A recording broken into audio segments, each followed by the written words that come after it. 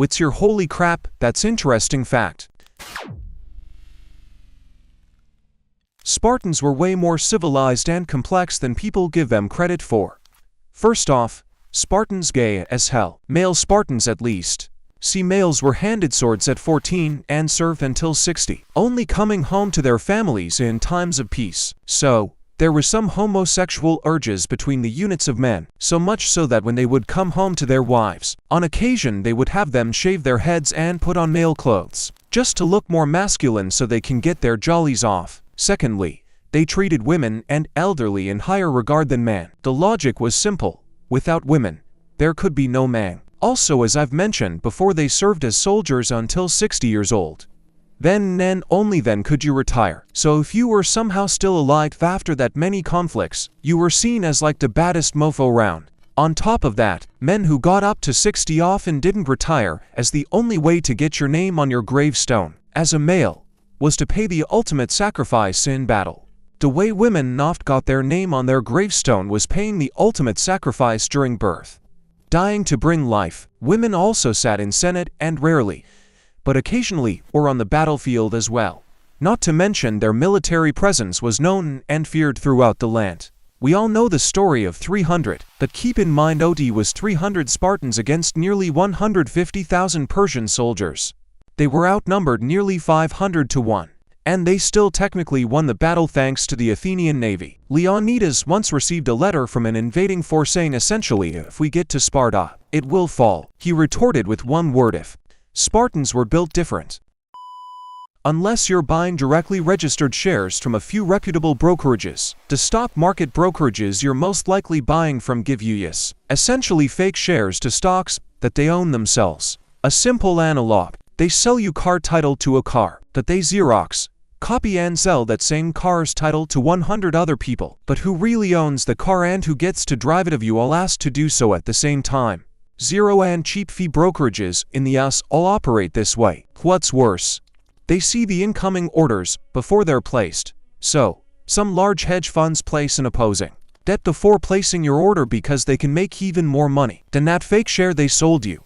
What's even worse than that, there's companies out there that found legit cures to diseases, or at least promising discoveries. Those same hedge funds have deliberately ran those companies out of business via shorting those stocks, just to make massive amounts of money. Most people know that dogs have a really good sense of smell, but I recently did some research into the full extent of it. 40% of the brain goes entirely to their sense of smell. They have a completely different organ that is designed purely to take in the smell. Separately from the oxygen they breathe. Unlike humans, we process it together. To put this into perspective, we can taste a teaspoon of sugar in our coffee. They could smell a teaspoon of sugar inside 2 Olympic-sized swimming pools. A cancer alert dog kept marking to 1 mole on a woman's arm. They had already tested it, and it was negative. They decided to retest due to the dog's behavior, and found an incredibly small fraction of a cancer cell in the spot. On top of that, another fun fact about dog smell is that they experience it as stereoscopic. Much like how humans hear, dogs can differentiate between a right and left smell. Also, their noses have evolved in such a way that they breath out in a different direction than they breath in. This allowed they to get into delicate smells without muddling or disturbing them with exhaled breath. Stephen King did some research about this for a book and talked to a dog trainers for bloodhounds. The trainer basically said that when they're following a trail they're using their nose, like we use our sight. So, imagine that if the person you were going to trail left a visible blue line wherever they went. If they cross a river the blue trail fades, but you can see, or it picks up on the other side. Also, over time the line goes from dark blue to light blue, so it's harder to follow, but you can still see it as long as too much time hasn't passed. In essence, dogs smell like the way we see. In the 70s, in the USA, it was believed that infants didn't feel pain. My first operation was in '74, when I was a day old, to shove a sack full of exposed nerves back into my spine, spina bifida myelomeningocele. Also terrified of the dentist. Had to get 4 cavities filled back in high school. They shot me with Novocaine and went on drilling. I screamed in pain and they told me I shouldn't feel anything and kept going. I was in tears telling them I can feel it, and they kept saying, well, we're almost done. Left the office shaking and in tears. Haven't gone back since. I've made appointments, but the day of I get a panic attack and I either cancel or don't show up. Art Garfunkel was roommates with one Sandy Greenberg, who went blind from an illness during college. This was in 1960, decades before there was any such thing as the Americans with Disabilities Act. So Greenberg was told he'd have to drop out of Columbia and go learn to cane chairs at an institute for the blind. Garfunkel wouldn't have it, though. He read the textbooks aloud to Greenberg, walked him to and from lectures, got friends with typewriters to let Greenberg dictate his papers to them, and so on. Nowadays we require colleges to provide these kinds of accommodations, but back then, it was just a group of friends trying to help Greenberg out. Greenberg graduated and started a business producing adaptive technology. When the business started doing well, he paid for studio time for Garfunkel to record The Sounds of Silence with Paul Simon. Today, Garfunkel and Greenberg are both multimillionaires and still friends. Greenberg has funded a lot of research into common causes of blindness so that other people can keep their sight. In addition to R&D into better and better tech so that blind folks can have the best education and success in their careers. And it's all because a teenage Garfunkel called bullshit on the idea that a blind man couldn't stay at Columbia.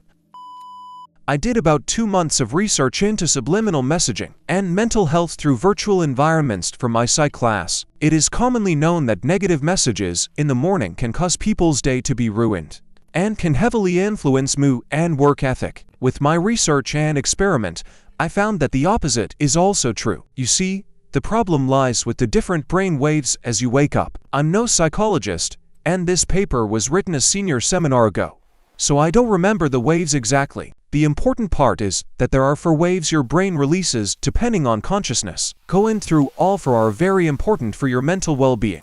By looking at your phone in the morning, you skip from the first to the last wave, which leaves you mentally and emotionally vulnerable. As I mentioned, however, the opposite is true. I used a test group of 5 people who all had diagnosed depression and/or anxiety, as well as one participant having no history of depression or anxiety. Every night, at around 3 a.m., I would send them a text message personalized to each of them, with positive messages assuring them that they'll have a good day and that if times are hard, the best they can do is try their hardest. I put a lot of effort into these, and every week I checked in on them, taking into account changes in their personal lives. When I connected all the data, what I found was that all the people with anxiety and depression had significantly better work ethic and took more initiative to solve their problems. They also noted slightly lowered levels of anxiety, and thought of self-harm were lowered, too. As for the participant who had no mental health problems, he noticed a general increase in positivity and work ethic as well. So I guess if you have someone who's been really down lately, and you love them, send them a text for when they wake up. The effects needed about a week to set in, and they cap out at around a month and a half in from what I noticed. This is not a cure to depression and anxiety, but it is a small thing that someone can do for a loved one. It's this study that has made me realize that I want to use my computer science degree to help people's mental health, and why I decided to get my master's in computer science and get a degree in psychology while I'm at it. Technology had proven itself to be bad for humanity's mental health, and it's time someone tried to fix it. I don't think I'm that man, but I'd sure as hell like to help pave the road for the guy that is. Natural redheads, of which I am one, have a genetic resistance to anesthesia, plus unusually high tolerance for pain. I guess the latter is to compensate for the former. Anyway, that's why I always had a terrible fear of the dentists. They'd give me the normal dose of Novocaine, then think I was lying when I said it didn't work. Fun times. Knew I finally found the right dentist when he walked in, took one look at me, and told the tech to load up 4 times the Novocaine, what he called the redhead dose, and I've never had to feel that pain again. Hello fellow redhead.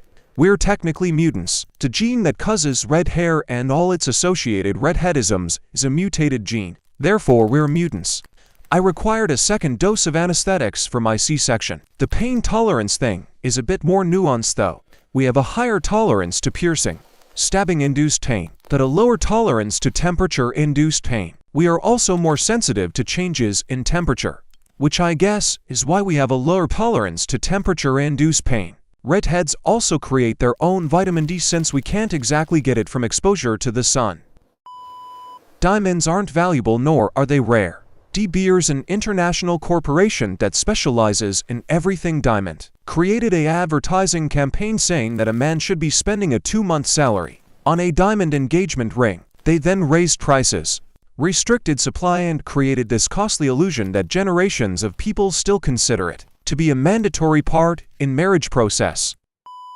Women's sanitary pads have come a long way in history. In the 1700s, they made special aprons to try and hide it. Early 1900s, women were using rags similar to baby nappies to disguise it. In the 1920s, during the war, nurses figured out Kotex cured bandages were much more absorbing, so they used them with a belt made specially for holding it. In 1929, the first tampon was invented. In the 1930s, menstrual cups were invented, but many women felt it was a backwards concept, so it wasn't popular.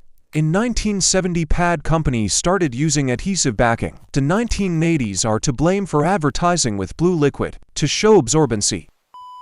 Some of Hitler's worst enemies in WW2 were balloons.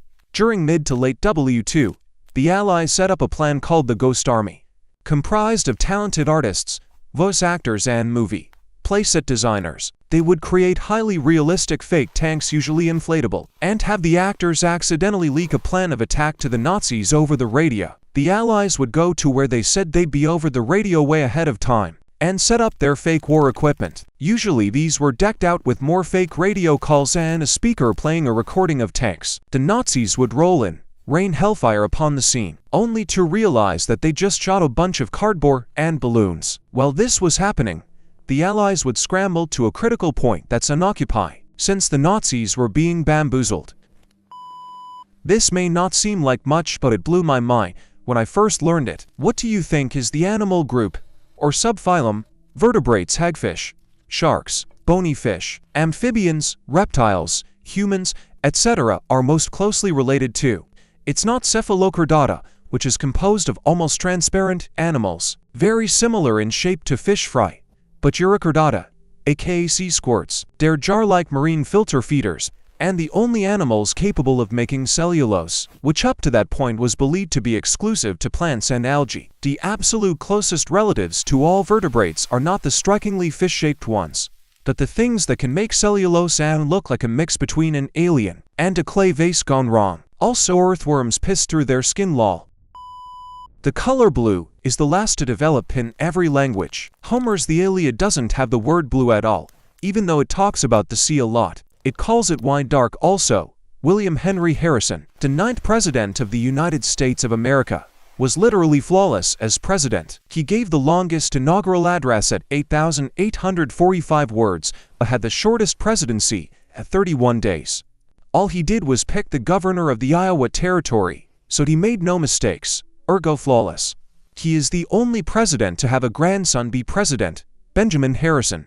Benjamin Harrison, the 23rd president, is the only president to have the preceding and succeeding president be the same person. Grover Cleveland. Benjamin Harrison is also the last president to have a beard, which means that since him we've had 23 presidents without a beard.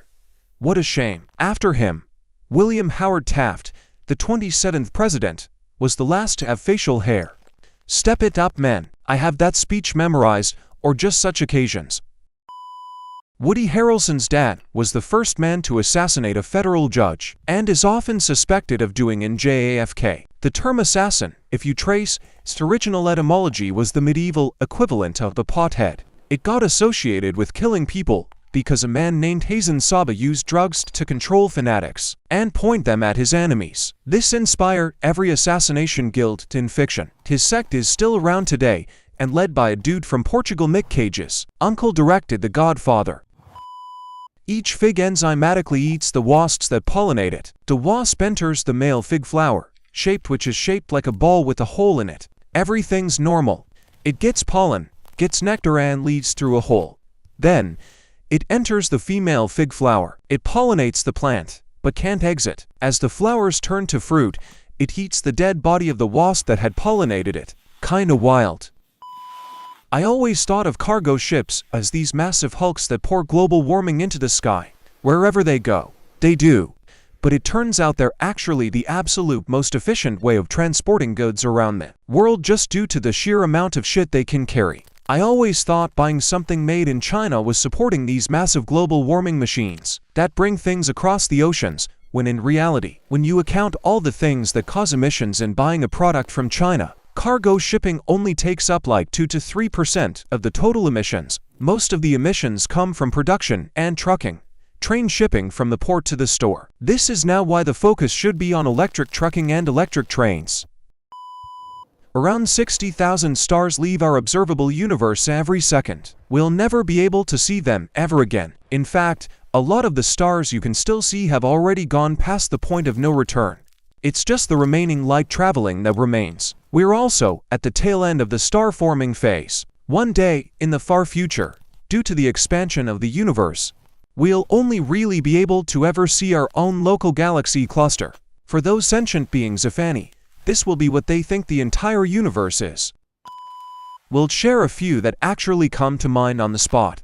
Even though the widespread belief about pyramids are that they were built for purposes of the afterlife, to date there has not been a mummy body discovered inside of one. Look at the space of your forearm between the crook of your elbow and the spot on your wrist. Where your hand breaks backward, bet one of your feet fits snugly in that spot. This surface area of Pluto is only slightly bigger than that of Russia. This was neater before things were measured in 2015. You could have just said, the surface area of Pluto is smaller than the surface area of Russia, and it would have been perfectly Googleable.